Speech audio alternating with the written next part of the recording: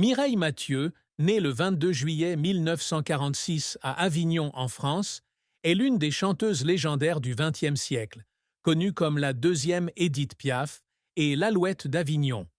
Au cours d'une carrière de plus de 6 décennies, elle a vendu plus de 150 millions d'albums dans le monde, devenant une icône culturelle française avec des chansons intemporelles telles que La Paloma Adieu, Une histoire d'amour et Mon Credo.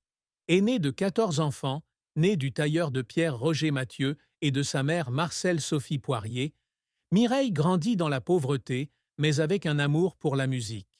Malgré sa renommée mondiale, elle a choisi de vivre une vie privée, ne se mariant jamais et n'ayant pas d'enfants, se consacrant à l'art et à la famille. Avec ses deux sœurs proches, Christiane et Monique Mathieu, elle a toujours gardé un lien étroit avec ses racines avignonnaises. Cependant, derrière les paillettes de la scène, Mireille Mathieu porte en elle de profondes tristesses, des secrets silencieux et des efforts constants pour maintenir sa position. De la douleur de perdre son père bien-aimé, au défi de carrière, jusqu'à un moment triste face à l'oubli, son histoire est un voyage émotionnel de persévérance, de passion et de loyauté envers l'art. La plus grande tristesse de la vie de Mireille Mathieu, même si elle l'exprimait rarement publiquement, fut peut-être le décès de son père Roger Mathieu en 1985, qui fut non seulement son soutien spirituel, mais aussi sa plus grande inspiration dans son parcours musical. Née dans une famille pauvre d'Avignon, Mireille était l'aînée de 14 enfants, grandissant dans un petit appartement sans eau chaude ni toilette.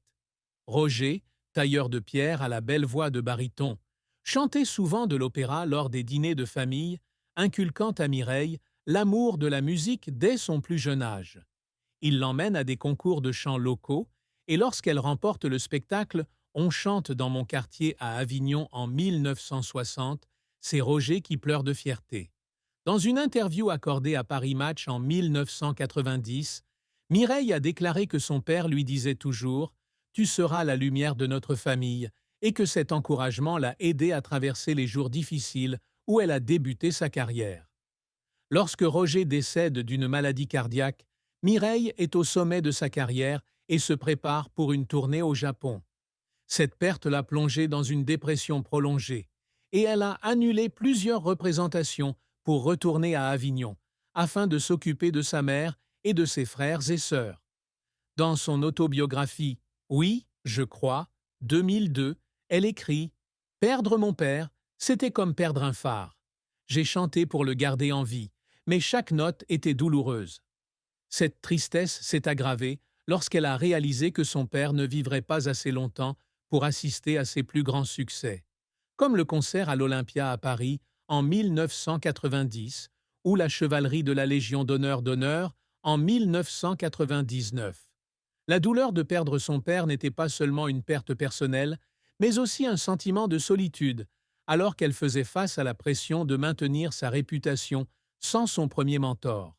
Cette tristesse, bien qu'apaisée avec le temps, reste une cicatrice mentale qu'elle porte avec elle à travers chaque chanson. Des mélodies mélancoliques de La Paloma Adieu aux paroles émouvantes d'une vie d'amour. La carrière de Mireille Mathieu est un voyage de plus de 6 décennies avec des succès brillants, des échecs cuisants et des efforts qui l'ont fait pleurer plus d'une fois. Dès 1964, lorsqu'elle apparaît dans l'émission Télédimanche et est découverte par le légendaire manager Johnny Stark, Mireille accède rapidement à la célébrité grâce à son interprétation de Jézabel. En 1965, elle signe chez Barclay Records et sort le single Mon Credo, vendu à 1,7 million d'exemplaires dans le monde, faisant d'elle un phénomène musical français. Les albums suivants, tels que Made in France, 1968, et Mireille Mathieu à l'Olympia, 1970, ont consolidé sa position comme l'une des chanteuses de premier plan, avec la capacité de chanter en 11 langues, du français, de l'anglais, de l'allemand au russe, au japonais et au chinois. Elle s'est produite dans des lieux prestigieux tels que l'Olympia Theatre, le Carnegie Hall à New York et le théâtre Bolchoï à Moscou, attirant des millions de spectateurs à travers le monde. Durant les années 1970 et 1980, Mireille continue de connaître le succès avec des chansons telles que Une histoire d'amour, la version française de Love Story, La Paloma Adieu et Santa Maria de la Mer, devenant l'artiste française la plus vendue hors de France, notamment en Allemagne, en Russie et au Japon. Elle a sorti plus de 1200 chansons, avec 40 albums studio et 15 albums de compilation, se vendant à plus de 150 millions d'exemplaires en 2025. Ses concerts, comme sa tournée de 1967 en Union soviétique avec 35 représentations, ou sa prestation à Pékin en 1986, ont brisé les barrières culturelles, faisant connaître la musique française au public international. Elle a également reçu de nombreuses distinctions, dont la Légion d'honneur, 1999, l'Ordre de la Légion d'honneur russe, 1010, et le titre d'ambassadrice culturelle de France en Russie, 1010. Sa carrière a également été marquée par des relations étroites avec des hommes politiques tels que Charles de Gaulle et Vladimir Poutine, ainsi qu'avec des stars comme Frank Sinatra et Elvis Presley, qui l'ont un jour invité à Las Vegas. Pourtant, la carrière de Mireille n'a pas été sans revers et défis. Dans ses jeunes années, elle fut refusée par le Petit Conservatoire de Mireille Artuche en 1962, lorsque les juges déclarèrent que sa voix manquait de personnalité. Cet échec l'a fait douter d'elle-même, et elle passe des mois à s'entraîner avec un professeur de chant à Marseille pour améliorer sa technique. Un autre échec fut l'album Mireille Mathieu en espagnol, 1980, qui ne parvint pas à obtenir le succès escompté sur le marché latino-américain en raison de la concurrence de stars locales comme Julio Iglesias. Elle a admis dans une interview accordée au Figaro en 1985 que cet échec lui avait donné le sentiment que le public lui avait tourné le dos. De plus, elle a été critiquée pour son style jugé trop démodé, ne correspondant pas aux tendances pop modernes des années 1990.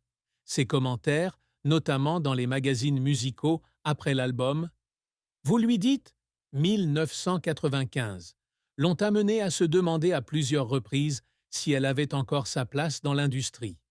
Les efforts qui font pleurer Mireille viennent souvent de la pression de maintenir une image parfaite et d'heures de pratique rigoureuses. Alors qu'elle se préparait pour sa première représentation à l'Olympia en 1966, elle s'entraînait à chanter jusqu'à 10 heures par jour sous la direction stricte de Johnny Stark, ce qui la conduisait à l'épuisement et aux pleurs en studio, de peur de ne pas être à la hauteur des attentes. Un autre moment fort fut l'enregistrement d'Une vie d'amour pour le film A Cry in the Dark de 1988, quelques jours seulement après les funérailles de sa mère, Marcelle Sophie. Elle a dû retenir ses larmes pour terminer la chanson, et après l'avoir enregistrée, elle a sangloté dans sa voiture, sentant qu'elle ne pouvait partager sa douleur avec personne.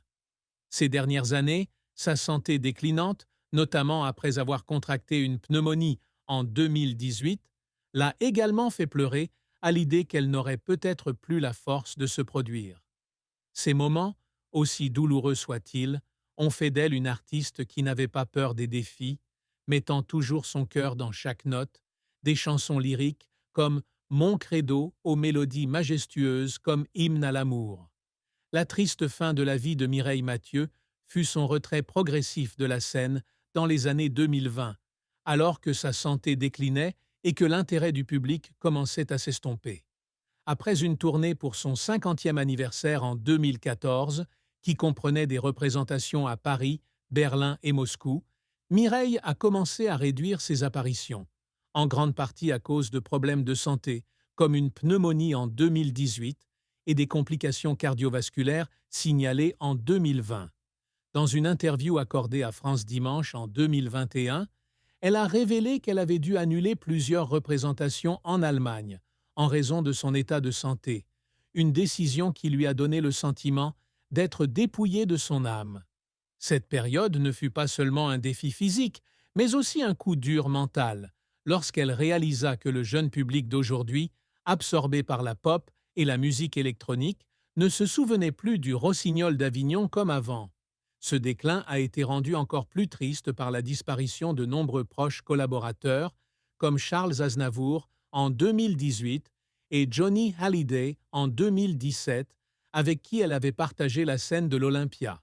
Dans une interview accordée à RTL en 2022, elle a déclaré que « Chaque fois que je perds un ami, j'ai l'impression qu'une partie de moi s'en va. » Son manque d'apparition publique, associé au fait qu'elle n'avait pas d'enfant pour perpétuer son héritage, la laissa seule, même si elle resta en contact avec ses frères et sœurs, en particulier Christiane et Monique.